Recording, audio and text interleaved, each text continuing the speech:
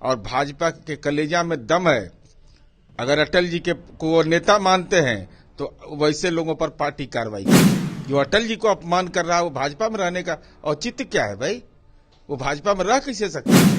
अब हमारी पार्टी के अंदर कोई जन नायक कर्पूरी ठाकुर, डॉक्टर राम मनोहर लोहिया और डॉक्टर भीमराव अंबेडकर की आलोचना करेगा तो उसको पार्टी में रहने देंगे, उसको बाहर का रास्ता नहीं दिखा देंगे।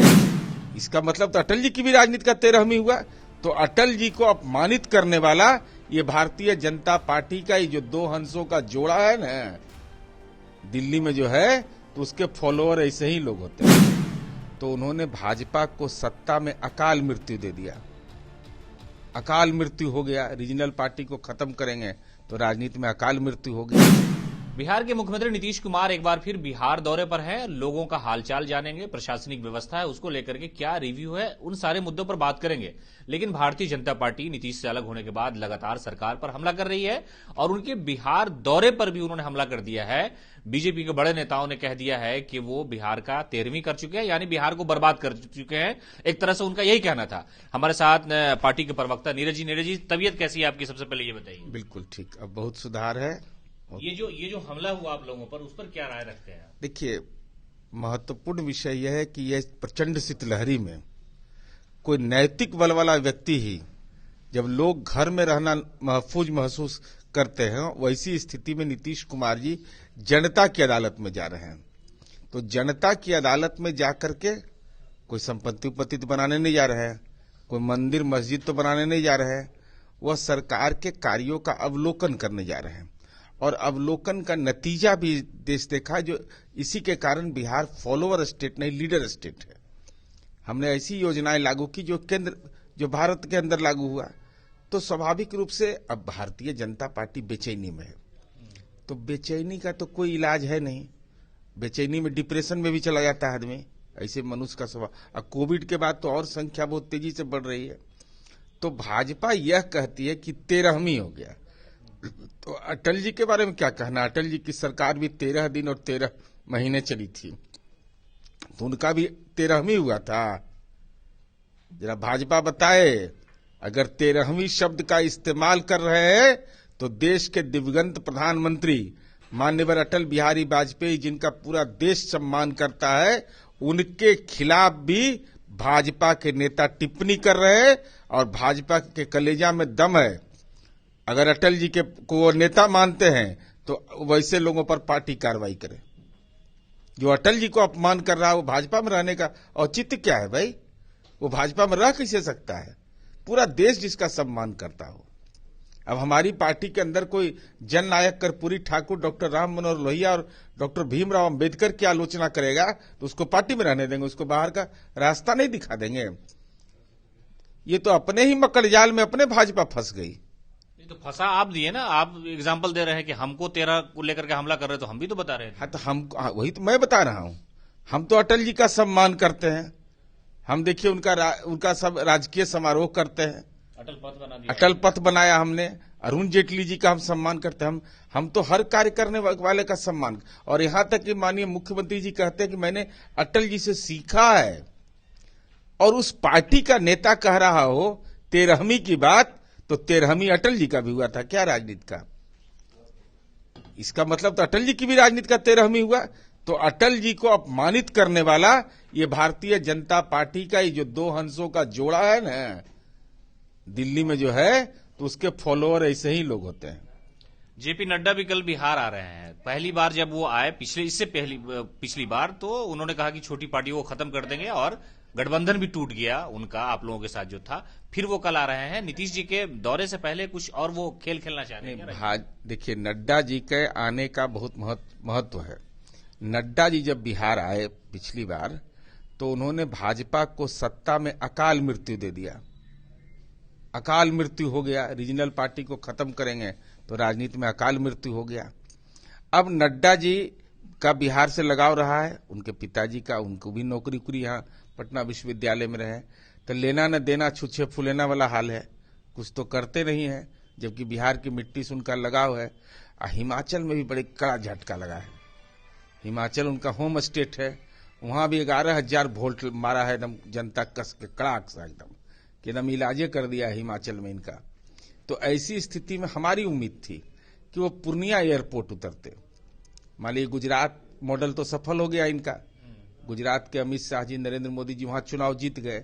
अमित शाह जी बोले कि पूर्णिया में एयरपोर्ट शुरू हो गया, हिमाचल आप हार गए, तो इससे बेहतर क्या होगा कि वहीं हम उतरेंगे एयरपोर्ट पर, वहां उतरते, सब लोग को बताते कि भाई देखिए अमित शाह जी ने एयरपोर्ट बनाया था, हम आज उस पर हम लैंड कर रहे हैं, और वहां से वैशाली आते। कैसे लैंड करते हैं आप लोग? तो पूरा भंडा फोड़ दिए थे जब अमित शाह का बयान आया था उस वक्त, आप लोगों ने तो प्रेस कॉन्फ्रेंस करके बजाबता बताया कि झूठ बोल रहे हैं। अब देखिए, अब ये अच्छा सच ही लोग कब बोलते हैं? सच अगर बोलबे करते तो 15 लाख खाता में नहीं चलाता। हम लोग को ब्लड शुगर हो गया, समझ लीजिए, हम एकदम स्वस्थ आदमी थे, हमको कभी कोई परेशानी नहीं होती थी। जब से बीजेपी के साथ गठबंधन हुआ, हम कार्यकर्ता से मिलने वाले आदमी हैं, गांव घर में जाते थे, जब जाए तो वहां पूछे कि से 15 लाख मेरा खाता में नहीं आया, नौकरी नहीं मिला। हम लोग कहे कि हम लोग कमिटमेंट किए भाई, हम तो कहे थे हर घर बिजली पहुंचा देंगे, हम तो कहे थे सड़क बना देंगे, तो हम अपना काम कर दिए, हम उनका काम का हम तो गारंटी लिए नहीं। अब इसके चलते हमको ब्लड शुगर हो गया, बीपी का रोग हो गया, इन लोग के चलते इतना परेशानी में हम पड़ गए। इसी बीमारी की वजह से आपने गठबंधन तोड़ दिया, जबकि अभी दावा कर रहे हैं तारकिशोर प्रसाद के बहुत से उनके जो जेडीयू के नेता हमारे संपर्क में, सरकार कभी भी टूट सकती, गिरा सकते हैं। तारकिशोर जी का क्या अपराध है बेचारे को बताइए तो? सज्जन आदमी, शालीन व्यक्ति, मैं व्यक्तिगत उनका बहुत सम्मान करता हूं। डिप्टी सीएम के रूप में भी बेदाग रहे, कहीं कोई दाग नहीं।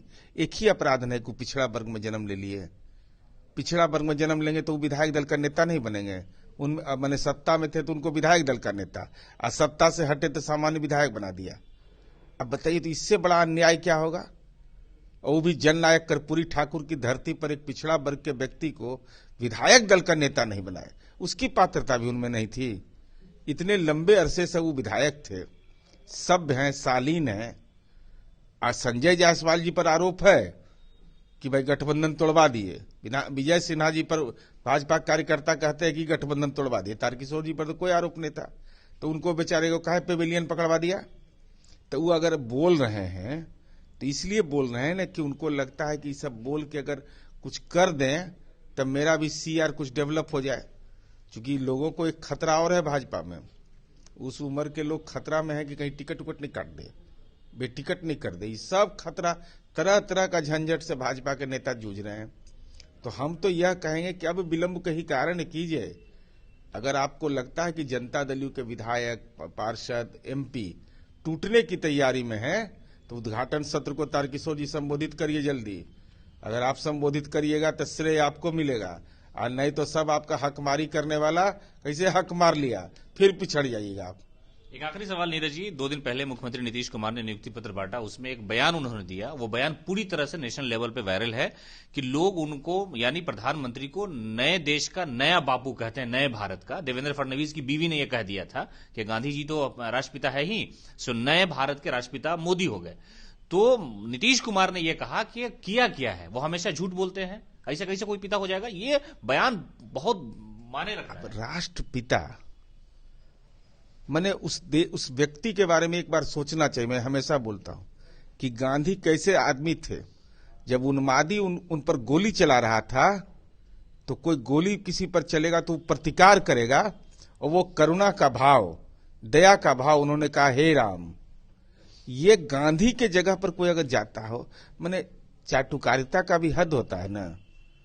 अब अपने पिताजी को हम पिताजी कहेंगे कि सबके पिताजी को हम पिताजी कह देंगे? ऐसा हुआ है कहीं? अपनी माँ को हम माँ कहेंगे ना, कि सबकी माँ को माँ कहेंगे, हम उसको चाची कहेंगे ना, चाचा कहेंगे ना। लेकिन कोई, अब देवेंद्र फडणवीस इस देश के राजनेता हैं, तब पूरा कुल खानदान एक के काम में लग गए हैं।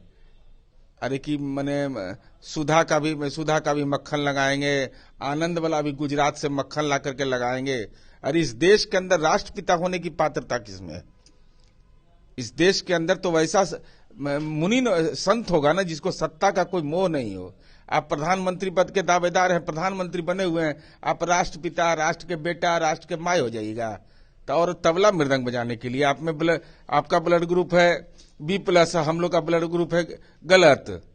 ये तो एकदम बिल्कुल राजनीति में बेतुका बातें हो रही है।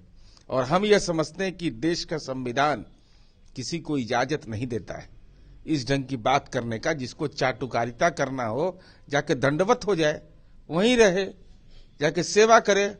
लेकिन यह किसी के बारे में कहना कि इनको राष्ट्रपिता को बना दीजिए, तो राष्ट्र के बाबू बना दीजिए, तो राष्ट्र के माई बना दीजिए। अरे इस देश में राष्ट्रपिता को एक हुआ है, इसका दुनिया सम्मान करता हुआ राष्ट्रपिता महात्मा गांधी है। और राष्ट्रपिता का जगह कोई लेने वाला व्यक्ति सत्ता के मुंह में नहीं रहेगा, सत्ता के मुंह में नहीं रहेगा। तो ये थे जनता दल यूनाइटेड के प्रवक्ता नीरज, जिन्होंने साफ तौर पे कहा कि मुख्यमंत्री नीतीश कुमार बिहार में लोगों से जाकर के मिलना चाहते हैं और इस सर्दी में कोई राजनेता जब जाता है तो समझिए कि उनके अंदर वो भावना है लोगों की सेवा करने का, लोगों के बारे में खबर खैरियत जानने का। बीजेपी बिला वजह हमला कर रही है। साथ ही साथ जेपी नड्डा का जो बिहार दौरा है उस पर भी उन्होंने कहा कि जिस तरह से अमित शाह ने पिछली बार झूठ बोला कि पूर्णिया में एयरपोर्ट बन गया है, उसी एयरपोर्ट पर उतर करके वो वैशाली आ जाए, लोगों को पता चल जाएगा कितना विकास कितना विनाश बीजेपी ने किया। और कई ऐसे इश्यूज थे जिस पर नीरज कुमार ने खुलकर बात की।